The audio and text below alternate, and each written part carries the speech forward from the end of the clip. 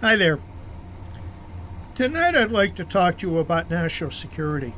This is something that affects my classes, especially American Government 1 at American Public University System, where we spent 2 weeks out of 8 dealing with national security issues through essays and discussion boards. And I'm going to go into the definition of national security and what it is and examples of what it's not, because that breeds confusion among my students. And I'd also like to talk about at the end something that I think amounts to a big change. Now, people who don't know me might be a little bit surprised. People who do know me, you're not going to be shocked. So let's move on to our definition. And please stay for the whole ride and feel free to like, subscribe, and share the video and use it in your classrooms if you're a professor or you're a K through 12 teacher. It's supposed to help you as well as students and the general viewer. So let's start with our definition of national security. Did a little bit of research on definitions, and there's a very good one that came up through Google's AI system, and I like it because it's short. And this states that national security is the requirement and practice of a government protecting its citizens, borders, economy, and core institutions from external and internal threats. It ensures a nation's survival, sovereignty, and stability through a mixture of defense, diplomacy, and intelligence. Again, I didn't write this. AI did it, and I approve it. It has my imprimatur and has my seal of approval here. So, building on this, nearly everything involving defense, war, and the military can be classified in some way as national security. The military's main jobs include hurting people and breaking things and deterring states and non-state actors from doing it to us. It's the violent kinetic solution in a set of institutions. So they are a part of national security, sometimes the part of last resort, and they generally should be the element of last resort, but they are first and foremost the most obvious. Diplomacy, consider consular relations through embassies and consulates with other countries, not just allies, but also neutrals and rivals. As much as the United States is a rival of Russia and China, we do maintain strong diplomatic relations with them. It involves foreign policy. It involves changes in relationships between countries. It depends on trying to build the relationships that you want and maybe breaking up the relationships that you don't, that you may not want countries to be friendly with each other lest they become rivals, and more serious rivals than they would be by themselves. Sometimes it's the peaceful option, and sometimes, too, it goes hand in hand with military options. Clausewitz was famous for pointing out their connections, even saying that war is what happens when diplomats fail and the generals have to take over. He was one of many who have looked at the relationship between military and diplomatic solutions and seen them as opposite sides of the same coin. So, yes, the State Department, consular relations, diplomacy, the Foreign Service are all part of national security. Same for intelligence. The United States has a wealth of three-letter intelligence agencies, starting with the Central Intelligence Agency, the National Security Agency, so secret that it was referred to as no such agency for many years. Also, because of its code breaking and cryptographic functions, the Puzzle Palace at Fort Meade, Maryland, the Defense Intelligence Agency,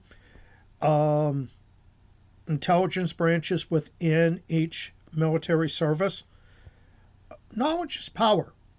Intelligence agencies are supposed to collect, analyze, and distribute knowledge to decision makers and policy implementers in order to ensure national security.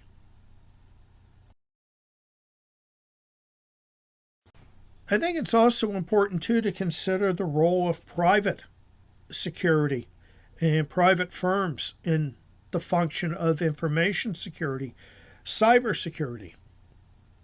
Having been in the corporate environment, I saw how they could be affected. And a lot of this is outsourced to companies like McAfee or Norton, or if you trust Russians, Kaspersky. That private industry handles cybersecurity internally, not through the Defense Department, not through the State Department, or anywhere in the federal government, but through private contracts. And there is an academic element in here too. That is the Computer Emergency Response Team, CERT, which is part of Carnegie Mellon University.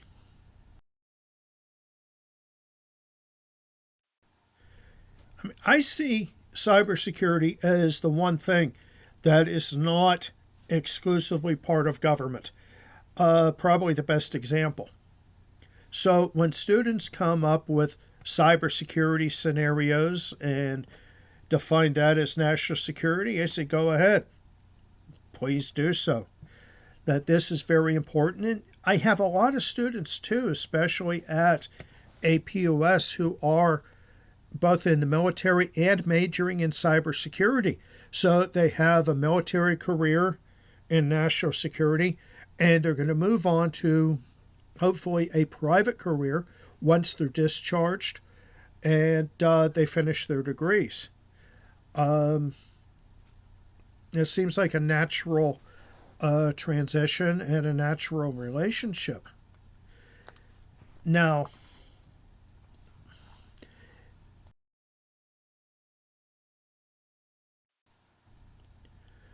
one of the things, too, to consider is, in fact, it's several things to consider, is what isn't national security. I personally don't see most crime as national security, unless it's done by terrorists, who definitely do qualify, or transnational criminal organizations. Think of drug cartels, international hackers, both state and non-state.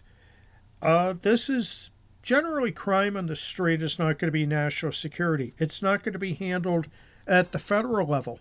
An awful lot of people think that the FBI is the number one law enforcement agency in the country.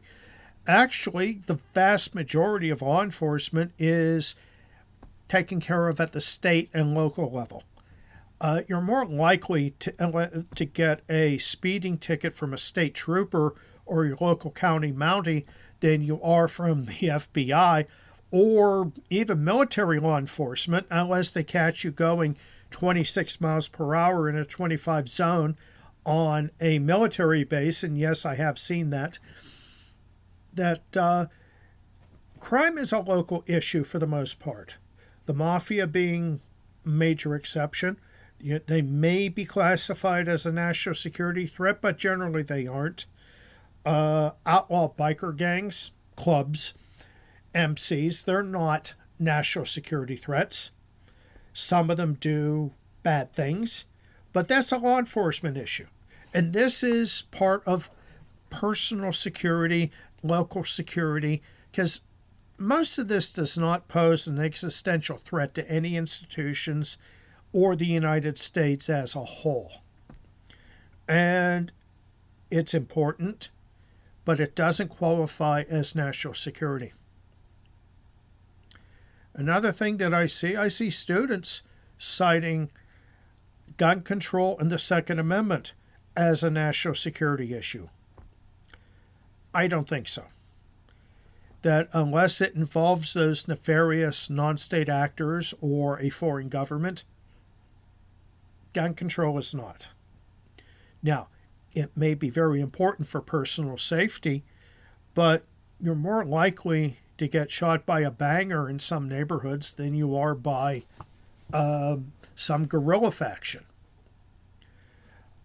Insurgents, terrorists, when they commit crimes, yeah, that's national security. When your local gangbanger does it, or some idiot who just wants your wallet, no. That's important for the person, that's important for the victim and the community, but it doesn't rise to the level of being a threat to the nation, the state itself. Therefore, it's safety, not national security. And this is something I tell my students all the time, that when they bring up gun control, I say, please pick another subject. Especially if they're in the military, they're already living another subject. Another one, too, and this is kind of controversial, that sort of fits into both, and that's election integrity. I definitely see election integrity as a national security issue. At the same time, there's a logical corollary that you have to protect the rights of individuals who have the franchise, have the right to vote, and may be excluded. That's a rights issue. It's national security only in the context of being associated with election security and election integrity. So it's in there by logical inference, but if someone wants to do work specifically on disenfranchisement and voter suppression, I direct them to something else. It's important. It's vital. It's just in another category. So this is stuff that I teach. Now, as we get into the big shocking surprise for people who don't know me, this is one that I've posted about before, and it represents a major change in America that it's taken seriously, and that is UFOs, UAPs, if you will. I see that as intrinsically part of national security. It's a subject worth looking at. If you believe, don't believe, you're agnostic about it, you're sitting on the fence, it's still a worthy subject to examine. The reason why is that the federal government is now taking it very seriously, as well they should. I do think that viewpoints have changed on this, including in the government, including in Congress. But the whole idea that there is something or some things out there that can negate all the military protections that we have in our skies and our seas, do what they want, that is something worth looking at least. Likewise, what intelligence guides it? Ask the questions. I never tell my students to jump on the crazy train and follow the latest whack job idea that they see, but you can ask serious questions. And it does tend to break up the conversations in the forums, because I see people usually posting on the same 3 or 4 things. So I come out and I tell them, yeah, it's okay to talk about UFOs, UAPs, and Greys and Nordics and Mantids and whatever the hell else is out there. We can at least talk about it. And some students do rise to it. And some have talked about their own experiences witnessing things. I remember one young lady who was in the United States Army who was talking about seeing something over her post, and I asked for a little more detail, and she said, "Sorry, I can't talk about that part in public." It shows it is worthy of being taken seriously and discussed in the context of national security. So please feel free to talk about it in my classes. Now, those of you who don't know me may be shocked. Those who do know me know that this is a subject that I've followed for a long time. I do have an interest in, and when other people have an interest, I encourage them. Again, don't go on to the crazy stuff. Use Occam's razor to analyze these events and phenomenon. Look at things with a clear eye, with a skeptical eye.